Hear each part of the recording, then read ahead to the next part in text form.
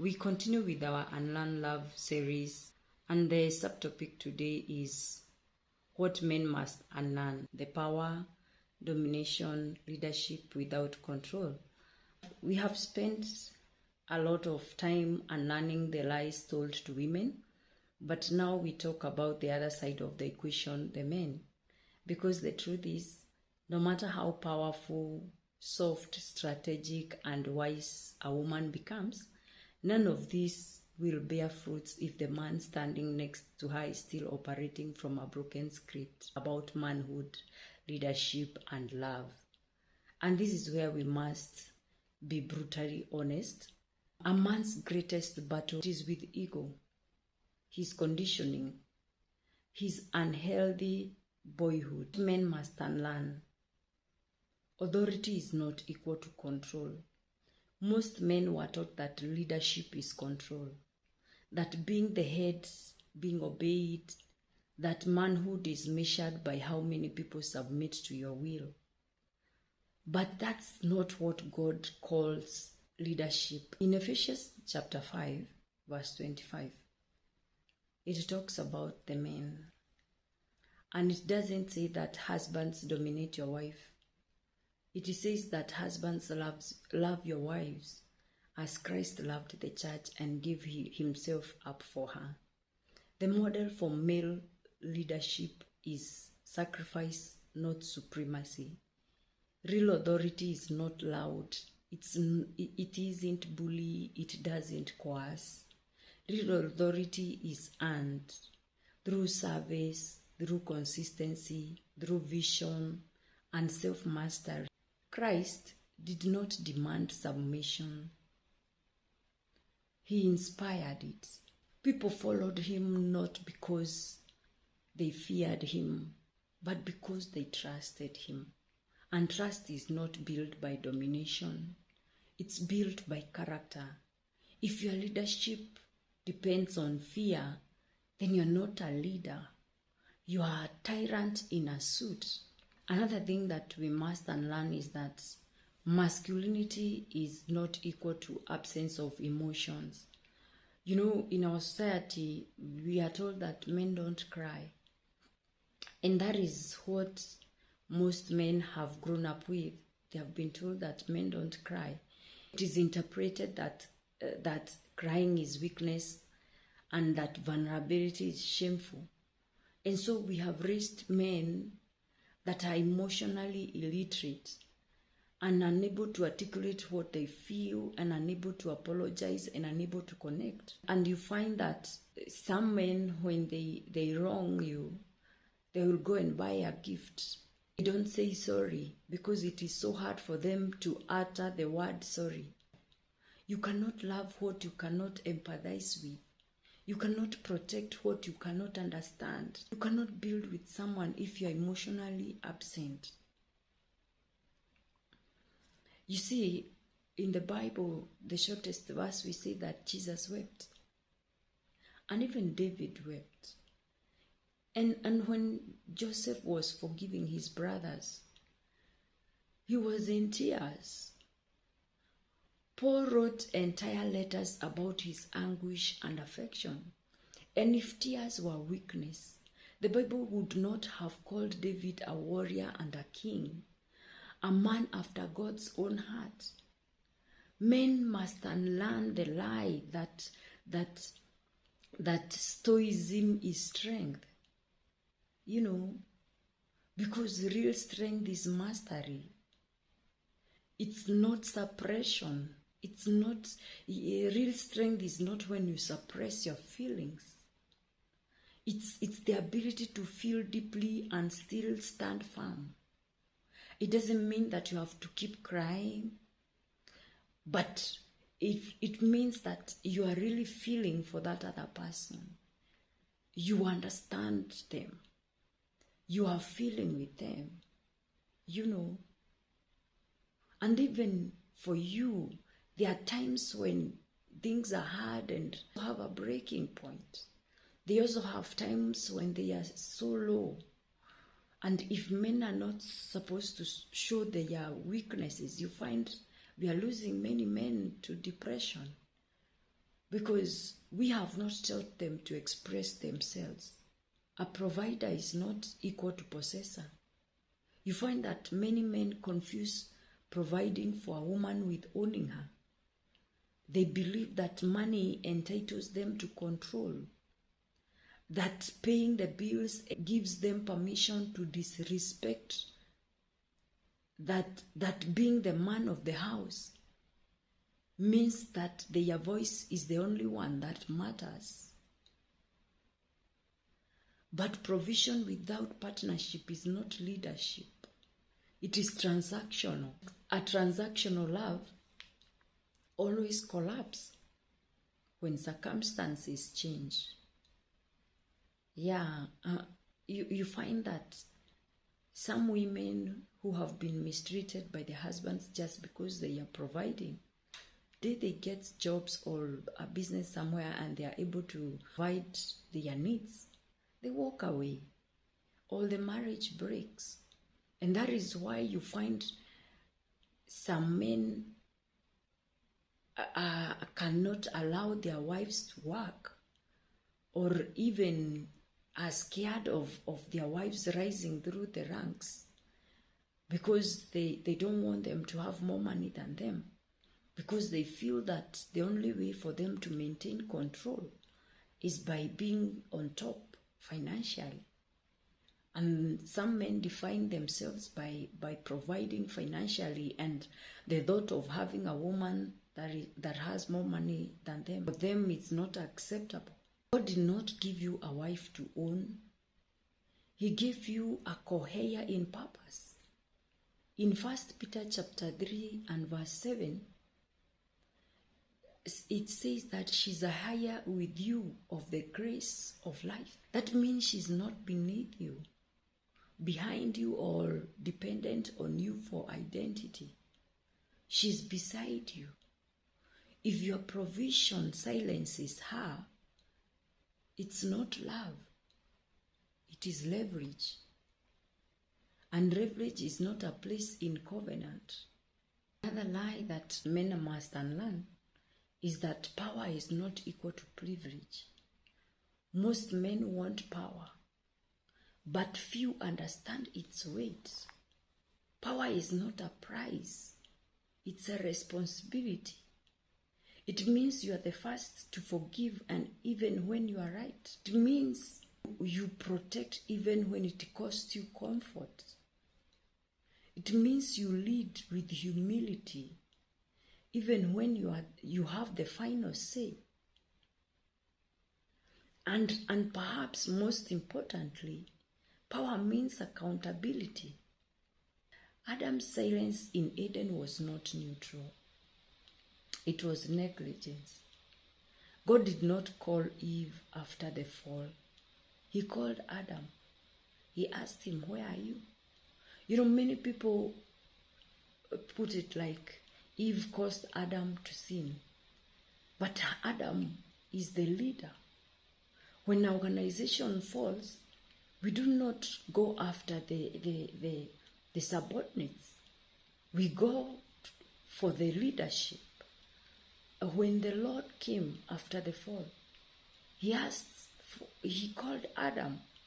He did not call Eve. Adam knew the instructions. And Adam had the instructions from God. And so he had the responsibility not to eat the fruit when Eve brought to him. But he ate it. You know, but when the Lord calls him, he says it is the woman. And leadership means God asked you first, even when it was not your idea. Men must unlearn the fantasy that power is about privilege. It's not. Power is about weight. The more of it you want, the more of yourself you must lay down. Another thing that men must unlearn is that marriage is not equal to motherhood. Here is a hard truth. Too many men want wives to mother them. They want women to manage their emotions, clean their responsibility, tolerate their immaturity, and all while calling it submission. You did not marry a woman to fix your mess. A woman does not come to complete you, in the sense that you should already have identified who you are and what you want. Marriage is not a daycare. Your wife is not your therapist. If you're not ready to self-regulate, to lead yourself before leading anyone else, then you're not ready for a wife. Because leadership begins with self-leadership. Before Adam was given Eve, he was given work, identity, and communion with God. Manhood is not defined by marriage. It is tested by it. If you do not master yourself before the covenant of marriage, the covenant will expose what you have refused to master. Another thing that men must unlearn is that love is not equal to control. Control is fear in disguise. Men who cannot trust God with outcomes try to control people instead. They disguise it as headship, but in reality it is insecurity. If you must monitor her every move, if her success threatens you, if her independence makes you anxious, that's not leadership. That is fear of losing relevance. And fear-based love is not love at all. Love does not cage, it captivates. Love does not silence, it listens. Love does not compete, it celebrates. If her growth threatens you, you're never building a partnership. You're building a kingdom of one. We do not need men who dominate. We need men who govern themselves. We do not need men who silence women. We need men who activate them. We do not need men obsessed with authority. We need men obsessed with character. Because authority without character is tyranny. Strength without tenderness is just intimidation. God is not calling you to be louder. He's calling you to be deeper. To lead with a vision. To love with courage. To carry weight without seeking worship. The woman beside you is not a threat. She is not a rival. She is not beneath you. She is a reflection of God's intention. And your leadership is proven not by how much she obeys, but by how much she thrives. This is your invitation, not to a smaller version of manhood, but to a higher one, where love leads, power serves, and leadership looks like Christ. In Matthew chapter 20 verse 25, the Bible says to 28, but Jesus called them to himself and said, you know that rulers of the Gentiles lord it over them. Those who are greater exercise authority over them. Yet it shall not be so among you, but whoever desires to become great among you, let him be your servant. So whoever desires to become great, let him be a servant. That is what Christ intended. That is what the Bible says. Whoever wants to be great must be your servant. So if you're not leading with service, you're not leading as Christ led. Leadership for husbands is crowned by the cross, not a real crown. If you are not leading by serving, you are leading by control. Then you are repeating Rome inside your home. In Proverbs chapter 31 and verse 11, the Bible says that the heart of a husband trusts her, so he will not have no lack of gain. She does him good and not evil all the days of her life. You see, that her husband has full confidence in her. If you treat her beneath you, you will never experience the blessings she was meant to release beside you. The world says that behind every successful man there is a woman.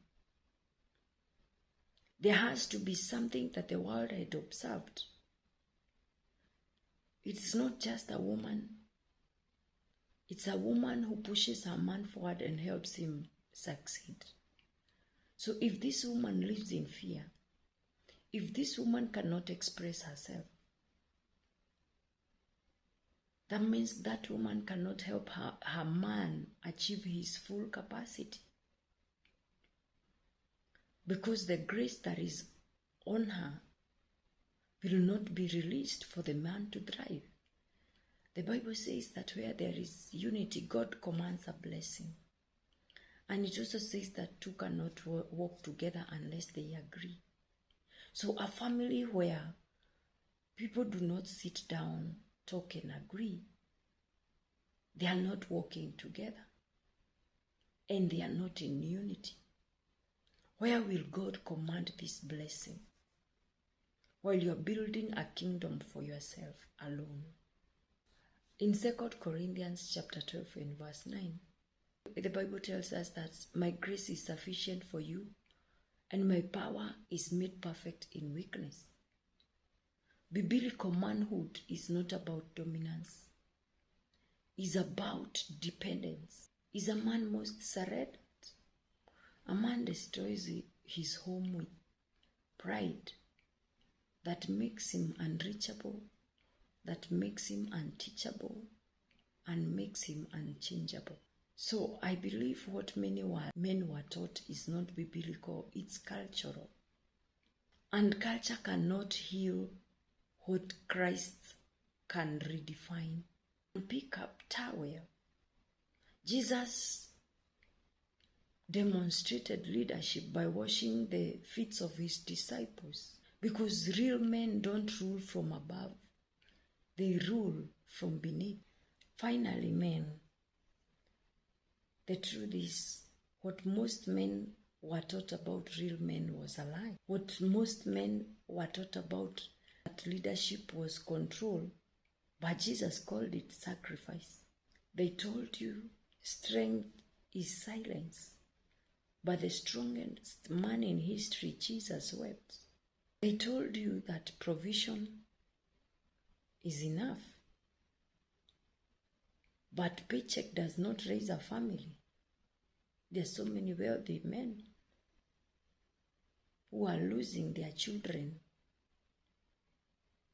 because they had no time to parent them. They had no time to teach their boys to be men.